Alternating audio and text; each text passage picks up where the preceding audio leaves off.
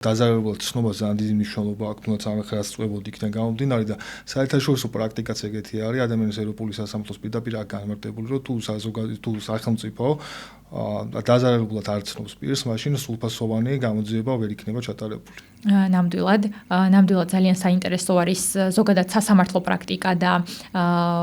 ხედვა სასამართლოსი ამ მიმართულებით. ერთი მხრივ სასამართლოს პრაქტიკა, რომელიც საქართველოში გვაქვს, მათ შორის საქართველოს საკონსტიტუციო სასამართლოს ხედვა, რომელიც განმარტავს, რომ დემოკრატიულ სახელმწიფოში, სადაც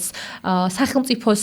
პასუხისმგებლობის ტვირთი არის შესაბამისი სათანადო რეაგირება დანაშაულზე, სახელმწიფო და დაზარალებული ერთგვარი მოკავშირეებიც კი არიან, რადგან მათ აქვთ საერთო ინტერესები და მიზნები, მოხდეს პასუხისმგებელი პირების გამოვლენა, მოხდეს ადეკვატური სასჯელის განსაზღვრა შესაბამისი პირის მიმართ, განხორციელდეს ხარისხიანი მართლმსაჯულება, თუმცა ეს ინტერესთა თანხვედრა ასევე სასამართლოს განმარტებით არ გამორიცხავს იმას, რომ დაზარალებულის მხრიდან საჭირო არის საგამოძიებო ორგანოებზე კონტროლის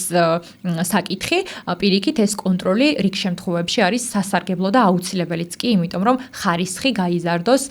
მართლმსაჯულების გამოძიების ეფექტიანობა და შემდგომში თავისთავად მართლმსაჯულების ხარისხი გაუმჯობესდეს.